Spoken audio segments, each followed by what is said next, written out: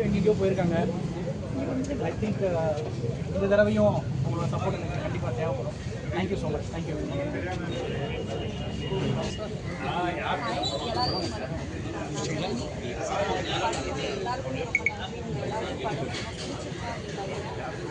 ஒரு புது டீம் ரொம்ப வருஷத்துக்கு அப்புறம் ரொம்ப கஷ்டப்பட்டு இந்த படம் பண்ணியிருக்காங்க.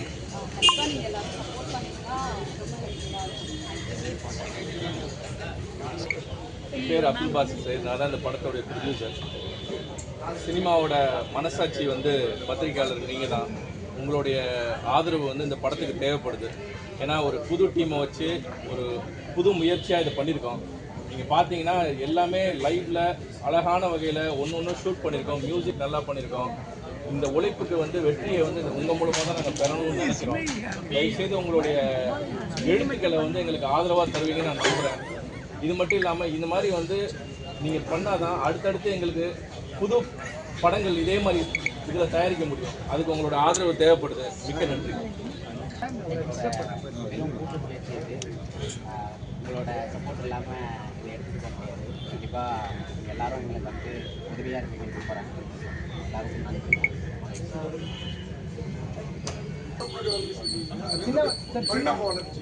சின்ன வயசுல உங்களுக்கு கேமரா கொடுக்கல. கேமரா கொடுக்குற முன்னாடி தான் ஓவியம் வர்றது மாதிரி கண்களால் வரைகிறது.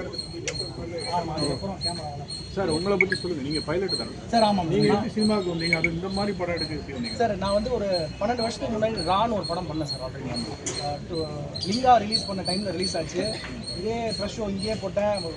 சீன் மேம் நிறைய பேர் வந்திருந்தாங்க. எல்லாருமே நிறையா அப்ரிஷியேட் பண்ணியிருந்தாங்க. பட் அன்ஃபார்ச்சுனேட்லி அது நெக்ஸ்ட் வீக்கே ஸ்க்ரீன்ஸோட இதனால அதுக்கப்புறம் கொஞ்சம் போக முடியல.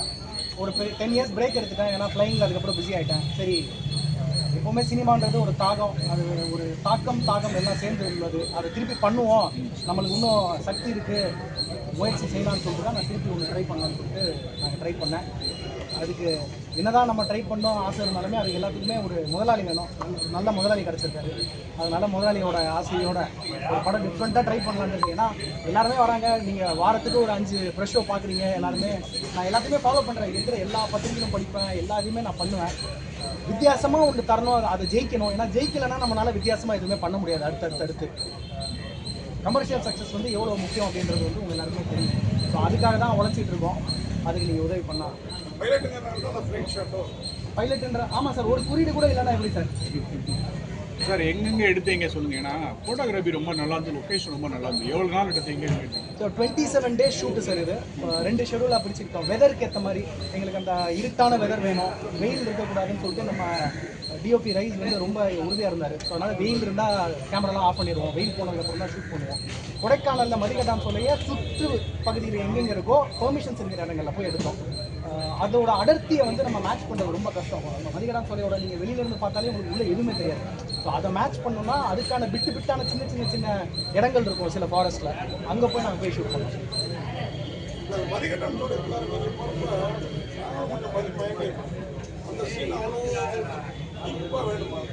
ஆமாம் சார். ஏன்னா உங்களையும் சார் ஹீரோயினை கூப்பிட்டு போயிருந்தா அப்புறம் நீங்கள் என்ன மறந்துடுவீங்க சார். அப்புறம் என்ன இங்கே நிற்க வச்சு நீங்கள் பேசி பார்த்தீங்க, ஹீரோயினை கூப்பிட்டு நீங்கள் பேச வச்சுருவீங்க. அதனால தான் பண்ணுவோம்.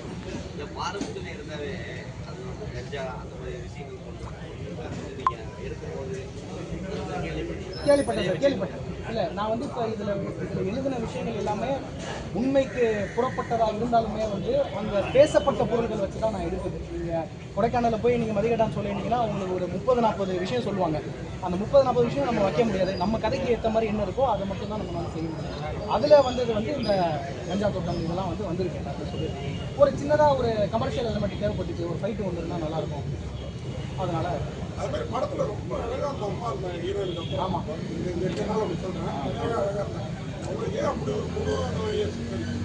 சார். அதாவது இருக்கு அடல்ட் ப்ரெஷர் சார். அந்த மாதிரி ஒரு நோய் இருக்குது, உண்மையிலே இருக்குது. ரொம்ப ரேராக வர ஒரு நோய் தான். அழகாக இருந்து அவங்க அந்த பெட்டில் படுக்கும்போது ஒரு நம்ம ஹார்ட் நின்றுடணும். அப்போ தான் உங்களுக்கு அந்த ஒரு ஃபீல் வரும்னு சொல்கிறனால நான் அவங்களே இல்லை அவங்களே தான் அப்படி. ஆமாம், மேக்கப் பண்ணி அவங்க ரொம்ப ரொம்ப கஷ்டப்பட்டு பண்ணாங்க.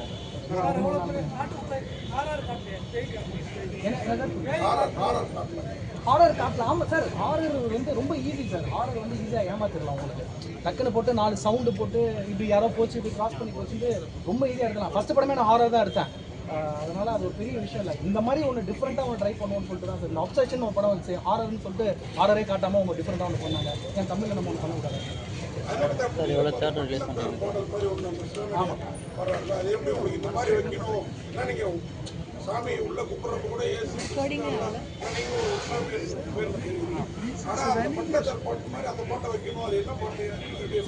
சித்தர் பாட்டு சார், அது சித்தர் பாட்டு. ஸோ அவர் வந்து ஃபர்ஸ்ட் இனிஷியலாக உள்ளே போகும்போதே அந்த சித்தர் பாட்டு காதில் கேட்டிருக்கு.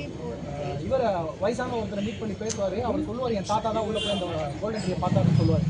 அப்போ வந்து அவருக்கு அப்போவே அந்த சித்தர் பாட்டு அவர் காதில் மெதுவாக ஒழிச்சிருக்கும். அதை பார்த்து தான் ஃபாலோ பண்ணுவார். ஆனால் இந்த இடத்துல வந்து சித்தர் பாட்டு இருந்தால் நல்லாயிருக்கும் அப்படின்ட்டு சொன்னது வந்து ப்ரொடியூசர் தான் சார். இவரோட நாலேஜ் தான் அதில் வந்து உள்ள நான் அங்கே தான் எங்களுக்கு ரொம்ப ஈர்ப்பாக அது மாதிரி இந்த கோல்டன் ட்ரீ ஒரே இடத்துல ஒரு 100 இலையை பிடிச்சிட்டு வரக்கூடாது சார்.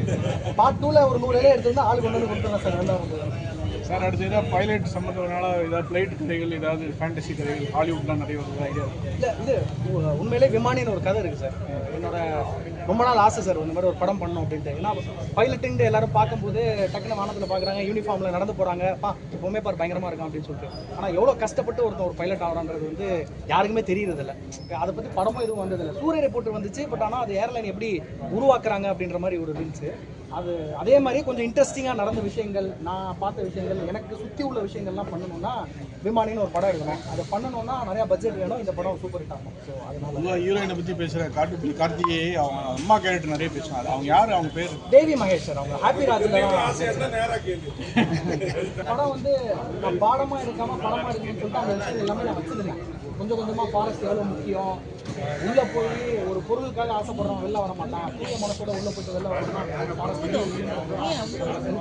நீங்கள் சொல்கிறத அதே கருத்து தான் நான் படமாக எடுத்திருக்கேன். ஆனால் நான் அதை சொல்லலை. இதில் மக்கள் புரிஞ்சுட்டு தான் செய்யணும். அந்த படம் ஒரு இன்ட்ரெஸ்டிங்காக இருக்கும். நடுவில் நான் எல்லாத்தையும் போட்டு காமிச்சிட்டே இருந்தீங்கன்னா உங்களுக்கு வந்து ஒரு கமர்ஷியல் படம் ஃபீல் வந்துடும். அதுக்காக தான் நான் வேணுகிட்டே ஃபர்ஸ்ட் ஹாஃபில் எதுவுமே ரிவீல் பண்ணாமல் அவங்க எல்லாம் டயர்ட் ஆகட்டும், பரவாயில்ல மக்கள் டயர்டாக என்னடா காட்டுக்குள்ளேயே ஒரு மாதிரி இருக்கா, ஒரு மாதிரி ஆகுதுன்ற மாதிரி ஆகட்டும்னு சொல்லி பண்ணேன். ஹீரோயினை போட்டுட்டு நல்லா ரொமான்ஸும் பண்ணல, ஒரு நல்ல சாங்கும் கொடுக்கல, காட்டுக்குள்ள அவர் கேட்க வேண்டிய கேள்வி சார். அவங்க கால்ஷீட் தர மாட்டேங்கிறாங்க சார். அவங்க ஜெயா டிவியில் நியூஸ் இருக்குன்ட்டாங்க, உலக செய்தி சொல்ல போனாங்க.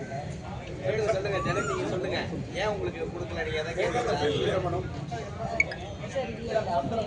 முன்னாடியே சொல்லும் போதே உங்களுக்கு 4-5 டேஸ் ஷூட் அப்படின்னு சொல்லி தான் என்னை வந்து கூப்பிட்டாங்க. ஸோ அதுக்காக எனக்கு வந்து வெற்றியா கால் ஷீட்லாம் போய் சொல்கிறாரு சார். ஸோ எனக்கு வந்து 4-5 டேஸ் தான், நாங்கள் டோட்டலாக ஒரு 27 டேஸ் தான் எடுக்க போகிறோம் அப்படின்னு சொல்லி தான் சொன்னாங்க. ஸோ அதனால சொல்லி கொடுத்ததுனால அந்த ஸ்டோரியும் ரொம்ப டிஃப்ரெண்ட்டாக இருந்ததுனால நான் பண்ணுறேன் அப்படின்னு சொல்லியிருக்காங்க. கண்டிப்பாக சார், இது ஹிட் ஆனதுக்கப்புறம் பண்ணிடுவோம் சார்.